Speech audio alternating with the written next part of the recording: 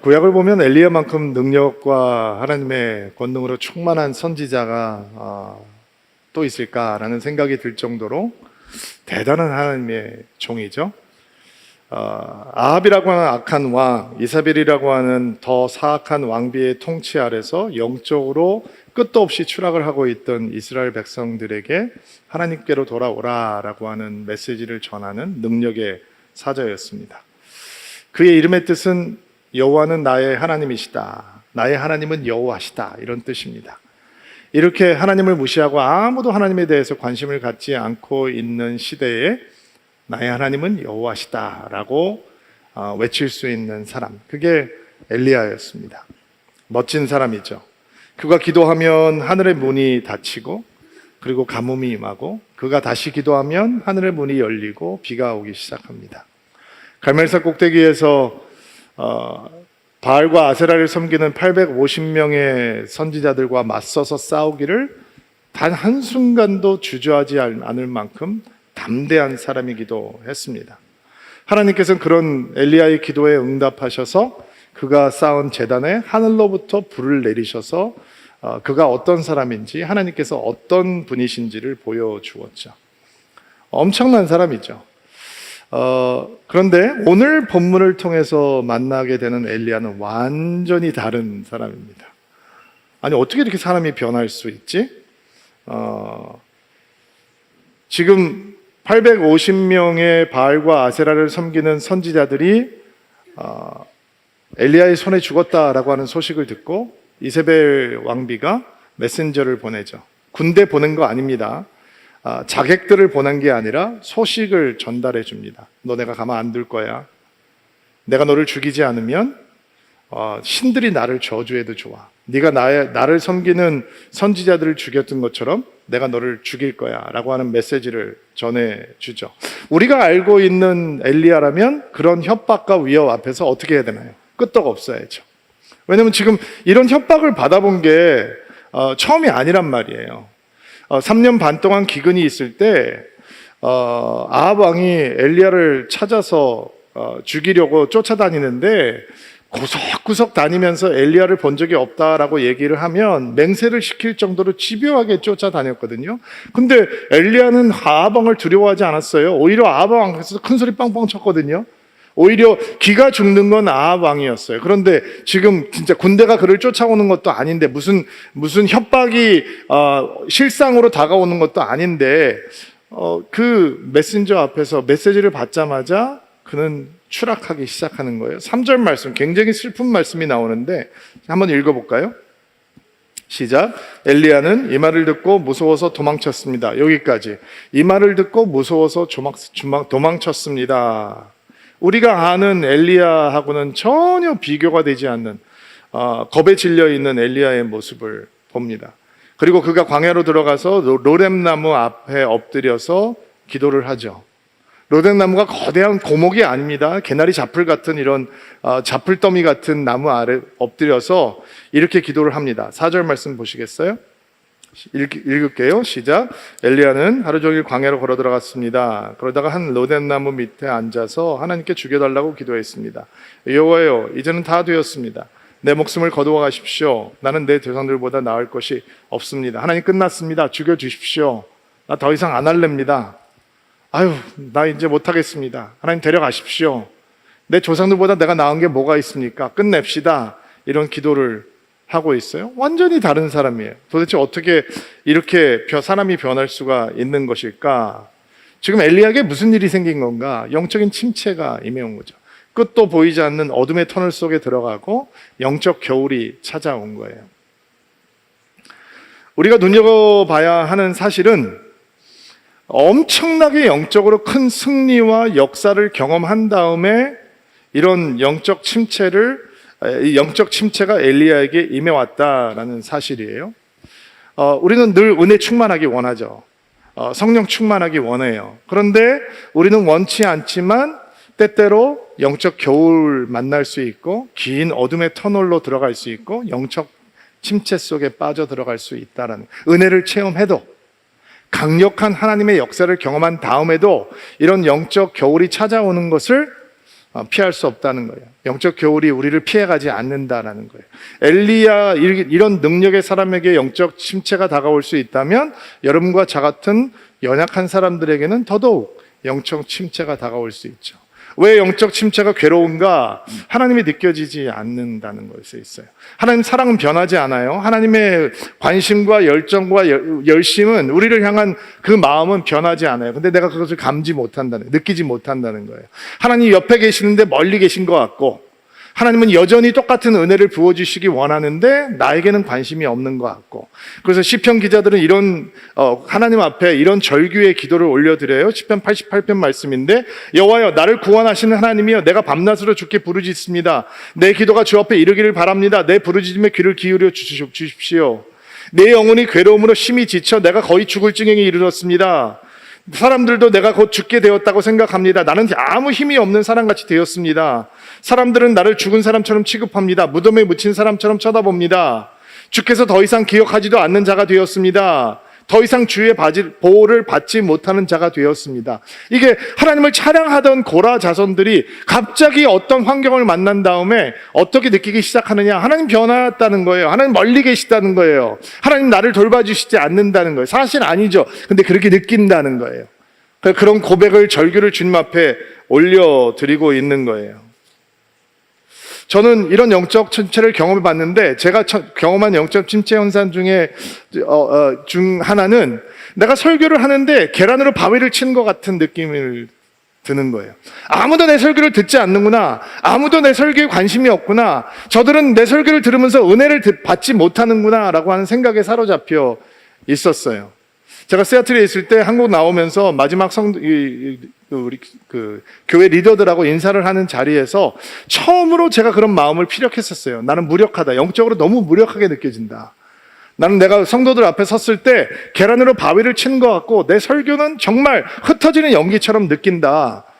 나는 정말 회복되고 싶은데 한국 나가서 내가 목회를 배우면서 회복됐으면 좋겠다, 이런 마음을 제가 나누니까, 거기 있던 형제 가운데 어떤 한 분이 눈물이 글썽이면서, 목사님 어떻게 그렇게 얘기할 수 있습니까? 우리가 매주 나와서 목사님 설교 때문에 얼마나 은혜를 받고 도전받고 격려받는데 목사님 그렇게 얘기할 수 있습니까? 아니 그러면 그렇게 얘기를 해주든지,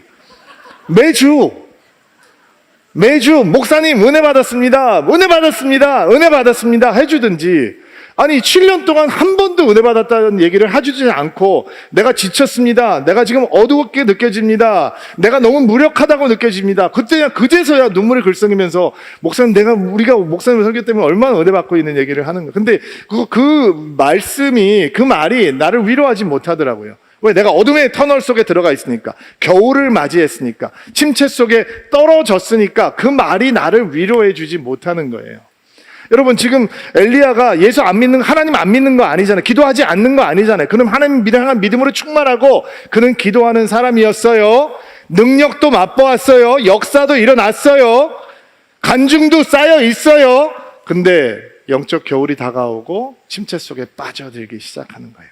원인이 있겠죠? 원인을 찾아봐야 될 거예요, 오늘. 그리고 하나님께서 그 영적 침체를 어떻게 벗겨내시는지를 볼 거예요. 그러면 우리가 영적 침체를 이기기 위해서 어떻게 기도하는지를 배울 수 있겠죠. 자, 왜 엘리야가 영적 침체 속에 빠져드느냐? 시선을 빼앗겼기 때문이에요.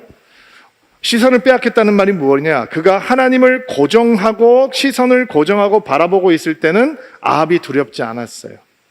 아합이 그를 죽이려 다녀도 그는 흔들리지 않았다고요. 그런데 영적 시선을 이세벨에게 빼앗겨요. 이세벨이 군대를 보낸 것도 아니에요. 자객을 보낸 것도 아니에요. 어떤 이 구체적인 협박이 있는 것도 아니에요. 내가 너 가만 안 둔다, 이 얘기를 듣는 순간 하나님을 향해서 고정하고 있던 시선이 이세벨을 향해요. 그리고 그는 두려움에 삼킴을 당하는 거죠. 여러분, 베드로가 예수님께 시선 고정할 때는 물 위를 걸어가잖아요. 근데 그 시선을 고정하는 것을 빼앗기고 물결을 바라보는 순간 물속으로 빠져 들어가는 거예요. 여러분, 수도 없이 경험했죠. 여러분이 역경을 만납니다. 고난을 만납니다. 고통을 당합니다. 인생에 힘든 일이 있습니다. 근데 예수님 바라보고 있으면, 하나님 바라보고 있으면 견딜 수 있어요. 근데 그거를 환경만 바라보는 순간, 어려움만 묵상하는 순간 이제는 무너지기 시작하고 물속으로 빠져들기 시작하는 거예요. 엘리야가 하나님께 고정하고 있던 시선을 이세벨을 향하기 시작하니까 그것 말고는 생각할 수 있는 게 없는 거예요. 두 번째, 귀를 빼앗겨요. 내가 너 가만 안 둔다. 이 말에 귀를 내어주고 이 말이 가슴 속으로, 마음 속으로 들어오게 해버려요. 여러분, 믿음을 살리는 말이 있고 믿음을 죽이는 말이 있습니다. 인정하시죠? 어떤 사람들하고 대화하면 우리의 믿음이 항상 생명력으로 충만하고 어떤 대화 속에 들어가면 우리의 믿음이 숨이 막히기 시작합니다. 내가 너를 죽이겠다라고 하는 건 이세벨의 말은 엘리야의 믿음의 숨통을 틀어막는 이야기입니다. 근데 그 이야기에 귀를 내어줍니다. 생각하고 또 생각하고 마음속에 담고 또 담고 그는 영적 침체 속으로 깊이 들어가게 되는 거죠. 또 다른 원인은 자기 자신에 대한 과신이라고 생각할 수 있을 것 같아요. 오늘 본문 말씀을 보니까 이런 이야기들이 끊임없이 등장하죠. 하나님, 나는 주님을 열심히 믿었습니다. 전심을 다해 믿었습니다. 개역 개정편을 보니까 하나님에 대한 열심히 내가 유별했습니다. 나는 특별한 마음을 가지고 있었습니다. 이런 얘기예요. 이게 무슨 얘기냐? 여러분, 엘리야가 기도하면서 3년 반 동안 가뭄이 임했을 때 내가 대단하구나 이런 생각을 했을까요? 아니겠죠. 이스라엘 백성들이 이제 돌아올겠다라고 생각하지 않았을까요? 그렇게 고통스럽게 가뭄이 3년 반 동안 지속이 됐으면, 그리고 그 3년 반 동안 쌤통이다 이렇게 기도했겠어요? 하나님, 이 백성이 하나님께로 돌아올 수 있도록 도와주십시오. 기도했을 거 아니에요. 그렇죠? 근데 돌아오지 않았어요. 그런데 3년 반이 지나고 기도하니까 하나님께서 비를 내려주셨어요. 그러면 엘리야가 무슨 생각을 했을까요? 내 기도가 대단하구나 이렇게 생각했을까요? 아니겠죠. 이제 이 백성이 하나님께로 돌아오겠구나 라고 생각하지 않았을까요? 1대 850으로 영적 전쟁을 벌이고 하나님께서 그의 제단에 하늘의 불을 내려주셨을 때 엘리야가 뭐라고 생각했을까요? 야, 내가 대단하구나 이렇게 생각했을까요? 아니겠죠. 그는 이제 이스라엘 백성들이 영적인 타락을 멈추고 하나님께로 돌아오겠구나 라고 생각하지 않았을까요? 아합이 회개하겠구나, 이세벨이 개종하겠구나 라는 생각이 그에게 들어오지 않았을까요? 그가 조그만 손바닥만한 이 구름을 보고 거대한 비가 몰려오고 있습니다. 7번 기도할 때 하나님께 이 백성이 이제 주의 권능을 보고 주님 앞으로 돌아올 것입니다 라고 확신하면서 기도하지 않았을까요? 근데 현실은 회개했나요? 돌아왔나요? 아무 변화가 없죠. 여러분, 하나님께서는 결과를 통해서 영광 받는 게 아닙니다. 우리 눈앞에 결과가 드러나지 않아도 하나님의 역사는 진행되고 있습니다. 어떤 기도는 우리 시대에 응답되지 않는 기도들이 있습니다. 우리는 오늘 기도하지만 우리 앞에 드러나는 변화가 없어도 하나님께서는 여전히 일하고 계시고 하나님께서는 여전히 역사를 진행하고 계시는 거죠. 근데 내가 나를 믿으면, 내가 나를 과신하면, 내가 나를 통해서 역사가 일어나는 것을 보고 싶으면 내 눈앞에 드러나지 않는, 변하지 않는 현실들을 보면서 실망할까요? 안 실망할까요? 실망하게 돼 있습니다. 그리고 그 실망이 깊어지면 깊은 영적 침체 속으로 떨어지게 되는 것입니다. 왜 엘리야가 영적 침체 속으로 빠져들게 되느냐? 영적 고립 때문입니다. 반복되는 이야기, 나는 혼자입니다. 아무도 없습니다. 나는 혼자 남았습니다. 이런 얘기죠. 근데 오바댜라고 하는 관료가 아합과 이세벨이 하나님의 선지자들을 죽일 때 50명씩 두 동굴에다가 50명씩 100명의 예언자들을 숨겨 놓았다라고 하는 이야기도 등장하고, 오늘 본문 말씀을 보니까 하나님께서 바알에게 무릎을 꿇지 않은 사람들을 몇 명을 준비했다고 말씀하세요? 7,000명을 준비했다는 거예요. 근데 지금 엘리야는 어떻게 느끼고, 나는 혼자입니다. 아무도 없습니다. 나만 남았습니다. 이라는 거예요. 엘리야가 아무리 훌륭하고 아무리 능력이 충만해도 혼자 있는 사람은 넘어질 때 일으켜줄 사람이 없는 거예요. 전도서에 나오는 말씀이죠. 넘어졌는데 일으켜줄 수 없는 사람은 얼마나 불쌍한 사람이겠느냐. 그게 바로 엘리야의 모습인 거예요. 혼자이니까, 믿음의 커뮤니티가 없으니까, 자기를 세워줄 수 있는 사람이 없으니까 넘어지기 시작하는 거예요. 그리고 엘리야의 삶을 보면 너무 달려왔어요. 너무 주먹을 불끈 쥐고 살았단 말이에요. 지쳤어요. 육신도 탈진하고 감정도 탈진돼 버렸어요. 하나님께서 그런 탈진한 엘리야를 어떻게 회복시키기 시작하느냐? 가장 먼저 성령 충만하게 지라고 금식기도 시키신 게 아니에요. 탈진된 육신을 회복시키시는 거를 먼저 시작하세요. 잘 먹이시고 잘 재우시고, 그게 시작이었어요. 그리고 하나님께서 엘리야를 어디로 보내시느냐? 시내산으로 보냅니다. 성경에는, 쉬운 성경에는 시내산으로 나오기도 하고, 개역개정에는 호렙산이라고 얘기도 나오게 해요. 둘이 같은 산이다라고 보기도 하고, 한 줄기에 있는 두 봉우리다라고 얘기를 하기도 해요. 시내산이 어떤 곳이에요, 여러분? 모세가 십계명을 받았던 곳. 하나님께서 그들에게 언약을 주시고, 내가 그들의 하나님이 되고 그들이 내 백성이 될 것이다 라고 언약의 약속을 탕 찍으셨던 곳. 호렙산은 어떤 곳이에요?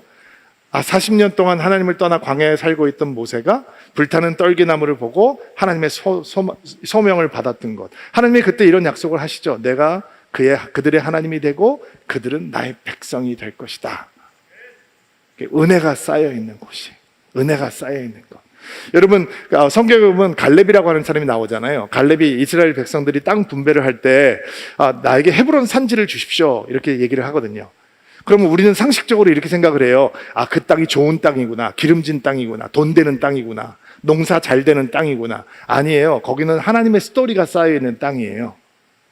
롯이 기름진 소돔과 고모라 땅을 골라서 갔을 때 하나님께서 아브라함을 축복하시고 하늘의 별과 땅의 먼지와 티끌과 같이 너희 자손들이 많아질 거라고 약속을 하신 다음에 그가 헤브론으로 올라가서 무슨 일을 하는지 아세요?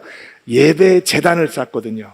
아브라함도 거기 묻히고 사라도 묻히고 이삭도 묻히고 야곱도 묻히고, 칼렙은 이 약속의 땅의 정탐꾼으로 들어가서 하나님의 약속이 쌓여 있는 곳을 본 거예요.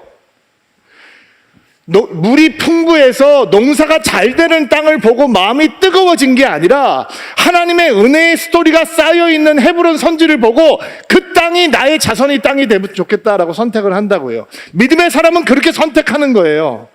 하나님께서 왜 모세를 시내산으로, 호렙산으로 가게 하시느냐? 지금 그가 은혜를 잃어버렸어요. 믿음을 잃어버리고 있다고요. 그래서 은혜가 쌓여있는 곳으로 부르시는 거예요.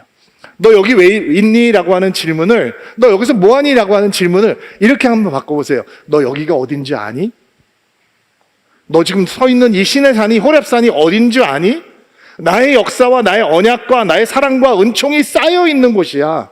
너 지금 아무것도 못 느끼지? 여기 쌓여 있는 곳으로 와. 여기가 회복의 자리야. 라고 하나님께서 불러주시는 거예요. 여러분, 성도들에게 시내산은 어디예요? 호렙산은 어딘가요? 여러분, 원하지 않지만 가끔씩 영적인 겨울을 만나게 될 수 있어요. 어둠의 터널 속에 들어갈 수 있다고요. 원하지 않지만 침체 속에 빠져들 수 있어요. 하나님께서는 그런 성도들을 어떻게 회복하시느냐? 은혜가 쌓여있는 곳, 하나님의 은총이 쌓여있는 곳, 하나님의 스토리가 쌓여있는 곳으로 부르시는 거예요. 그게 어디예요? 교회죠. 성도들에게 교회는 시내산이어야 하고 호렙산이어야 하는 거예요. 자, 보세요. 성도들이 신앙생활 하다가 은혜가 떨어지면, 성령 충만함을 느끼지 못하면, 마음이 드라이해지고 하나님이 멀리 있는 것 같이 느끼면 교회 열심히 나오다 교회를 안 나와요. 나와도 소용없구나라고 생각을 한다고요. 은혜 충만할 때는 새벽기도도 하고 수요예배도 드리고 금요철야도 하고 DBS도 하고 셀모임도 하는데, 하나님이 멀리 느껴지고 내 마음속에 영적인 침패가 담아온 다 소용없다, 안 나갈랜다, 이렇게 된다고요. 근데 하나님께서는 그런 성도들을 어디로 부르신다고요? 은혜가 쌓여있는 곳. 그러니까 영적 침체를 이기는 기도는 뭐예요? 하나님, 내가 은혜가 쌓여있는 곳에 머무를 수 있도록 도와주십시오. 항상 은혜가 쌓여있는 곳에 나갈 수 있도록 도와주십시오. 내가 항상 은혜를 구하는 사람들 한가운데로 들어갈 수 있도록 도와주십시오. 은혜가 쌓여있는 곳을 떠나지 않도록 도와주십시오. 이게 영적 침체를 이기는 기도가 되는 것이죠. 그리고 여러분이 잘 알고 있는 말씀이죠. 하나님께서 엘리야 앞에 나타나시는데 어떻게 나타나시느냐? 처음에는 바람이 불어요. 산도 갈라지고 바위도 깨져요. 지진이 나타나요. 불도 있어요. 대단하죠. 근데 거기에는 하나님이 안 계셨어요. 그리고 조용하고 부드러운 소리가 들려요. 개역개정에는 세미한 소리가 들렸다라고 얘기하죠. 그리고 그 세미한 소리 가운데 하나님께서 계셨어요. 이게 무슨 뜻인가? 지금까지 엘리야가 한 번도 만나보지 못한 새로운 모습으로 엘리야를 만나주시는 거예요. 그러면 세미한 조용한 부드러운 음성은 우리를 어디로 인도하는가? 하나님과 친밀한 관계로 인도하는 거예요. 지진 대단해요? 불 대단해요? 바람, 산도 쪼개고 바위도 쪼갤 수 있다면 엄청난 거겠죠. 근데 거기에는 하나님의 친밀함이 기다리고 있지 않아요. 세미하고 작은 소리가 있는 곳에서 하나님께서는 무너져 있는 엘리야를 어루만지시는 거예요. 머리만 알고 있는 하나님으로는 영적 침체를 벗어나지 못합니다. 종교적인 습관으로만 만나는 하나님은 영적 겨울에 우리에게 회복을 주시지 못합니다. 새롭게 만나는 하나님이어야 합니다. 새롭게 맛보는 하나님이어야 합니다. 제가 지난주 금요일 날 기도 집회 끝나고 나왔더니 초등학교 한 4, 5학년 아이들인 것 같은데 부모님 따라서 와서 예배 드리다가 예배가 끝난 다음에 저한테 와서 이런 질문을 하는 거예요. 목사님, 하나님을 만난다는 게 무슨 뜻이에요? 제가 잠시 망설였어요. 왜냐하면 저는 어린이 사역을 안 해봤기 때문에 어린이들한테 그 얘기를 가르친다는 게 저한테는 조금 낯선 일이에요. 뭐 목사가 하면 되는 거 아니야. 뭐 랭귀지나 이런 것들, 언어 표현이나 이런 것들이 달라야 되니까 제 나름대로 정성을 다해서 설명을 해줬어요. 그럼 너는 하나님을 만나는 것 같아? 라고 물어보니까 수줍게 그런 것 같다라고 고개를 끄덕이는 거예요. 자, 보세요, 여러분. 어린아이일 때 만나는 하나님의 모습과 성인이 돼서 만난 하나님의 모습은 다를 수 있잖아요. 그렇죠? 여러분이 초신자였을 때 맛본 하나님과 여러분이 셀장이 되고 교사가 되고 혹은 집사가 되고 장로가 될 때 만나는 하나님은 또 다른 모습이잖아요. 근데 내가 만나는 하나님의 모습이 변하지 않으면, 새로운 모습이 되지 않으면 영적 침체에 빠져들 때 은혜에 대한 기대감이 상실된다는 거예요. 왜? 하나님 한 번 만난 분이니까. 나 옛날에 예수 처음 믿을 때 하나님 만났다는 거 의심하지 않은데 그 다음에는 내가 하나님을 맛보아 아는 게 없으니까 기대감이 없는 거예요. 여러분, 엘리야가 하나님을 얼마나 뜨겁게 만나고 있는 사람이에요. 그런데 영적 침체 속에 들어갔을 때 그가 만난 하나님은 여태까지 경험한 하나님과 완전히 다른 하나님이에요. 갈멜산에서 불을 내리셨던 하나님도 아니고 하늘문을 닫으셨던 하나님도 아니고 하늘문을 여셨던 하나님도 아니고 그를 어루만지시고 그를 위로하시고 그를 회복하기 위해서 전혀 무섭지 않게 조용하고 세미한 음성으로 다가오는, 그래서 하나님과의 친밀한 관계 속으로 끌고 들어가시기를 원하는 하나님이셨어요. 야, 너 일하는 사역 기계 아니야. 너 나하고 만나야 되는 사람인 거야. 내가 너를 어루만져 줄게. 너 징징거리는 거, 너 불평하는 거 괜찮아. 내가 내 사랑으로 너를 회복시켜 줄게 라고 인도하시는 하나님이신 거예요. 그러면 여러분은 영적 침체를 이기기 위해서 어떤 기도를 배우실까요? 하나님, 나에게도 그 작고 세미한 음성을 들려주세요. 나도 그 친밀함 속으로 들어갈 수 있도록 도와주세요. 나는 어제 만났던 하나님이 아니라 오늘 만나는 하나님이 있게 도와주세요. 날마다 하나님을 새롭게 체험할 수 있도록 도와주세요 하는 기도가 우리를 영적 침체에 빠져 있는 순간 영적인 회복으로 불러내는 것입니다. 하나님께서 또 어떻게 엘리야를 회복하시는가? 새로운 사명을 주시면서 영적 침체에 떨어진 엘리야를 살려주십니다.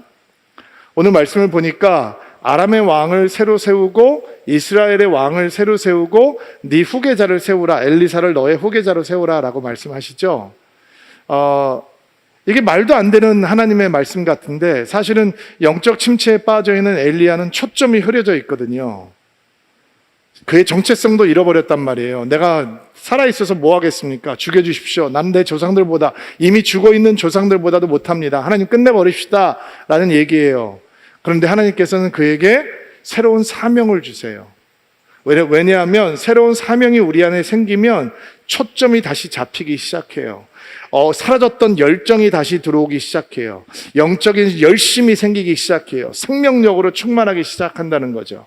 영적 침체를 이기는 힘은 우리가 나의 무너짐에 온갖 관심을 두고 있다가 하나님께서 우리에게 주시는 초점을 향해서 우리의 시선을 두고 그 사명을 이루기 위해서 달려갈 때 하나님께서는 우리에게 새로운 힘과 열정과 용기를 주시는 것입니다.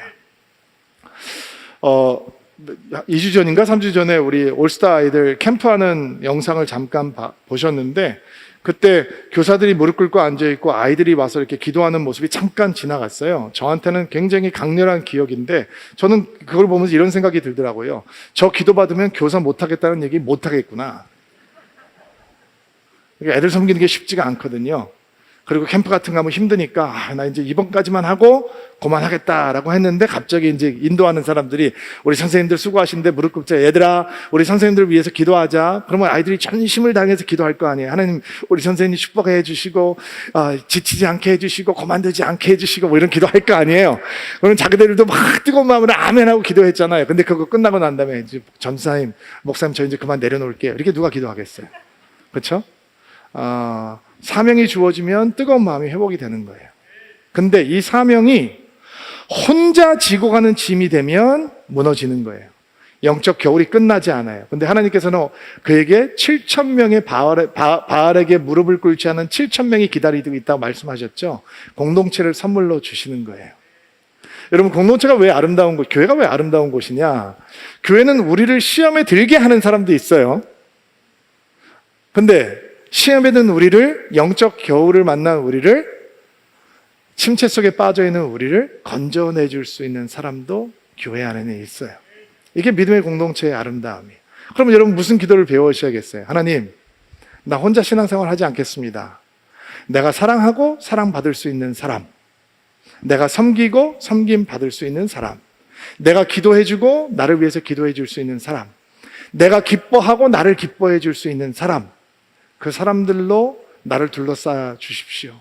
내가 그들 가운데 있게 해 주십시오. 그 공동체를 나에게 선물로 주십시오. 이 기도가 우리를 영적인 침체에서 벗어나게 하는 기도가 되는 것입니다. 여러분, 영적 겨울이 다가올 때 놀라지 마십시오. 하나님이 여러분을 사랑하지 않으셔서 그런 순간이 다가오는 거 아닙니다. 영적 침체 속에 빠져들 때 믿음을 포기하지 마십시오. 그 자리가 힘들고 버거운 자리가 되는 것은 맞으나 바로 그 자리에서 우리는 기도를 배우는 겁니다. 그 자리에서 우리의 믿음이 영그러 가는 것입니다. 침체를 이기는 기도, 여러분의 영혼에서 솟아나오는 은혜가 있게 되기를 주의 이름으로 축복합니다. 가슴에 손을 얹고 안수해 주시고요. 기도하겠습니다. 하나님,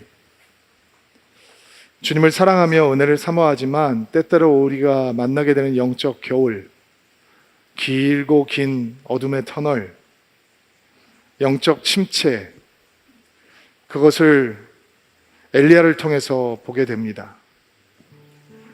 그리고 그를 침체에서 건지시는 하나님의 은혜를 구하며 가슴에 손을 얹고 안수하며 기도합니다. 시내산으로 돌아갈 수 있도록 도와주옵소서. 호렙산으로 돌아갈 수 있도록 도와주옵소서. 성도들에게 은혜가 쌓여있는 곳을 떠나지 않는, 은혜가 쌓여있는 곳에 끊임없이 머무를 수 있는 은혜를 주시고, 하나님, 교회가 나에게 시내산이 되게 도와주십시오. 호렙산이 되게 도와주십시오. 기도하게 하옵소서. 하나님의 은총을 구합니다. 우리에게 새로운 사명을 주시며 우리에게 공동체를 선물로 주시는 하나님의 은혜를 찬양합니다. 영적 침체를 벗어나는 교회를 우리 영혼 가운데 심게 하시고 그 기도를 통해 이전에 경험하지 못했던 새로운 하나님과의 친밀한 관계로 주님의 미션을 따라가는 열정을 품은 삶으로 사랑받고 사랑하는 것에 기쁨을 누리는 공동체로 회복되는 놀라운 축복이 있게 하옵소서. 예수님의 이름으로 기도하옵나이다. 아멘.